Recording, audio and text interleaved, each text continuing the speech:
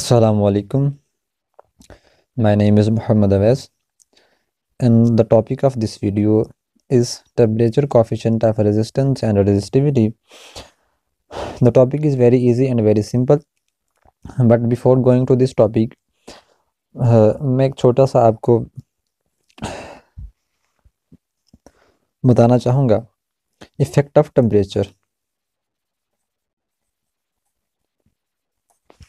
Effect of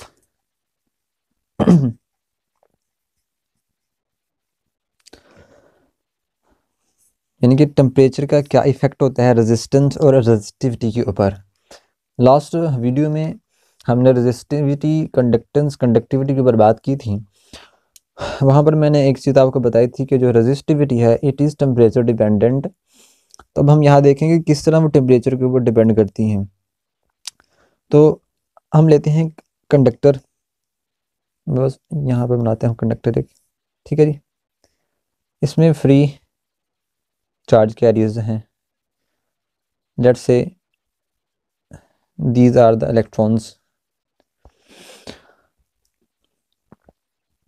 ठीक है जी। ये हमारे पास इलेक्ट्रॉन्स हैं।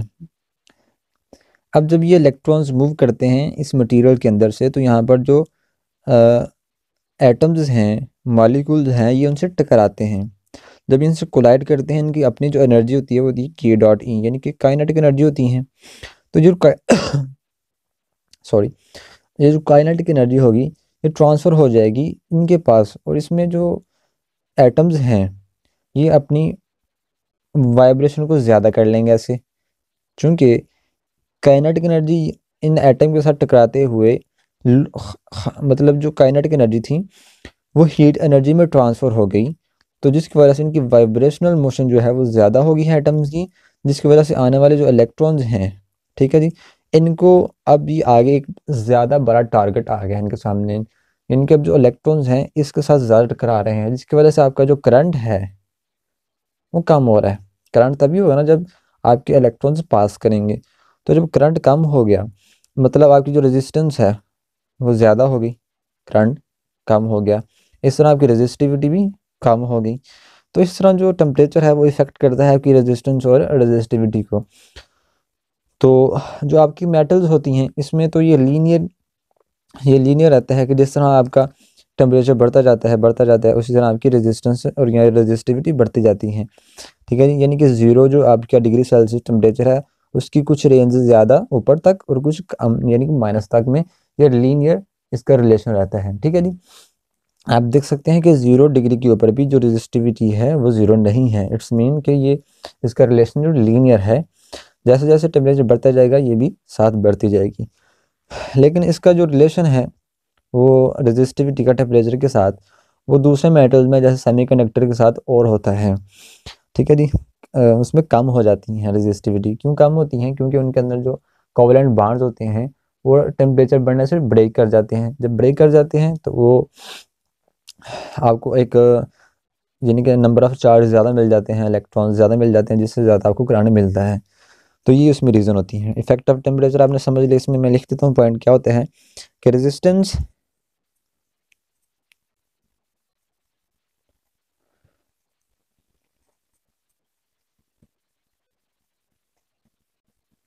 रेजिस्टिविटी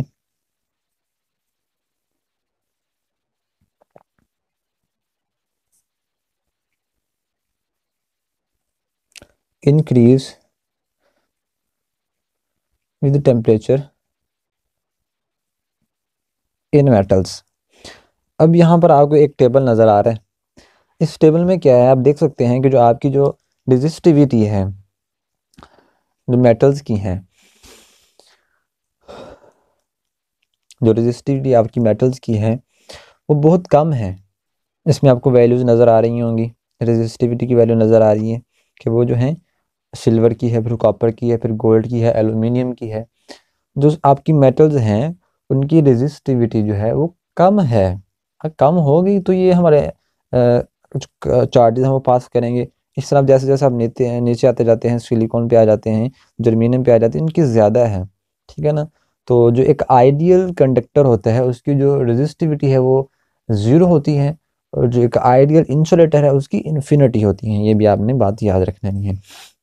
अब आते हैं हम अपने मेन टॉपिक के ऊपर, जो है temperature coefficient of resistance and resistivity. देखें, ये जिस रेशो से ये आगे बढ़ रहा है, ठीक है ना, जिस रेशो से आगे ये बढ़ रहा है, इसे हम टेम्परेचर कोफिशिएंट कहते हैं, ठीक है, जिसको हम डिनोट करते हैं अल्फा से। अब जो अल्फा है ये टेम्परेचर कोफिशिएंट है रेजिस्टेंस का और रेजिस्टिविटी का। हम दोनों का अलग अलग देखेंगे। पहले मैं बात कर लेता हूँ रेजिस्टेंस वाले की।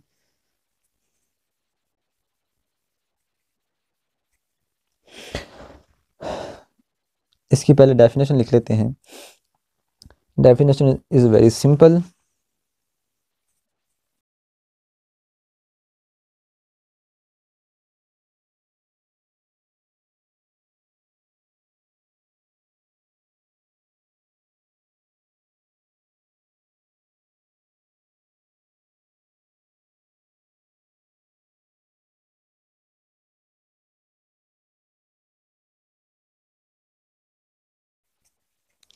रजिस्टर, ठीक है जी, इसे हम फिर कोफिशिएंट ऑफ रजिस्टर बोलेंगे।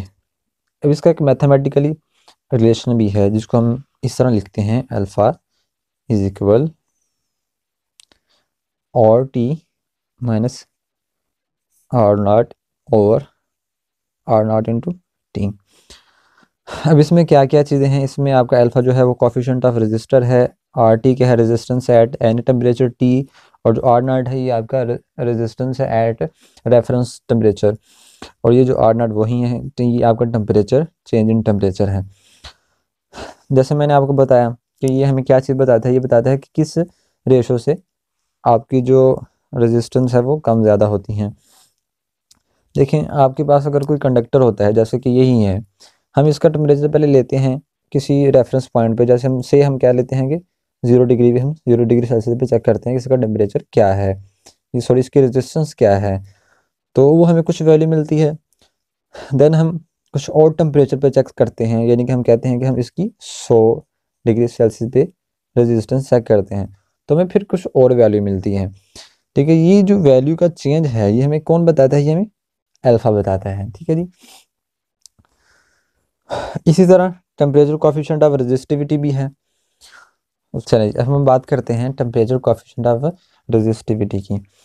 तो इससे पहले जो वीडियो थी उसमें हमने एक फार्मूला देखा था रेजिस्टेंस का, वो है हमारे पास आर रो एल ओवर इस ए। इसमें ये क्या है, रो जो है आपकी रेजिस्टिविटी है, एल आपकी लेंथ ऑफ कंडक्टर है, a length area of the conductor है, आर रेजिस्टेंस है। तो अगर हम चेक करें resistance at any temperature T, तो होगी rho T L over A, और जो रेफरेंस पॉइंट पे होगी वो होगी rho naught L over A. तो जो फार्मूला है उसमें हम पुट करते हैं rho T L over A minus rho naught L over A बटे में आ जाएगा rho naught L over a temperature difference. आप इसमें से एल ए कॉमन ले लें,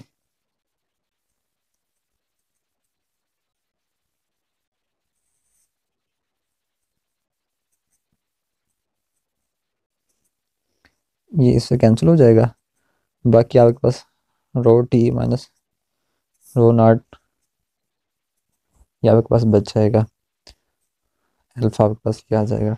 इसमें क्या है, ये आपकी जो रेजिस्टिविटी है वो एक रेफरेंस पॉइंट है, यानी कि आपने कोई टेम्परेचर जो अपने रेफरेंस पॉइंट के लिए रखा हुआ है उसके ऊपर होगी, तो हम यहाँ पर जो ज़ीरो ही लेट करते हैं कि ये जो आपकी रेजिस्टिविटी है एट 0 डिग्री सेल्सियस है, ये आपकी रेजिस्टिविटी है एट एनी टेम्परेचर टी, और ये जो आपकी नीचे रो नॉट वही सेम चीज़ है, और आपका टेम्परेचर डिफरेंस है।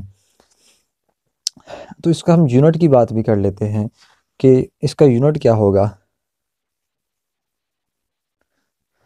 देखें, ऊपर जो है आपकी रेजिस्टिविटी है, नीचे भी आपकी रेजिस्टिविटी है, तो ये तो कैंसिल हो जाएंगी, बाकी टी बच जाएगा। तो वन, ये जो टी है इसका यूनिट होता है केल्विन, तो ये हो जाएगा फिर 1/केल्विन, तो जिसको आप पर केल्विन भी लिख सकते हैं। यह आपका क्या है, यूनिट। तो सिंपल था ये आपका टॉपिक। इसमें हमने दो डेफिनेशनें देखी हैं। सबसे पहले हमने बात की कि इफेक्ट ऑफ टेम्परेचर क्या होता है, फिर हमने ग्राफ की मदद से समझा, फिर हमने रेजिस्टेंस का टेम्परेचर कोएफिशिएंट देखा, उसके बाद हमने रेजिस्टिविटी का देखा। अगर आपको इसमें कोई सवाल हो, you can ask. I will inshallah try to answer your question. Thank you for watching the video. Thank you so much.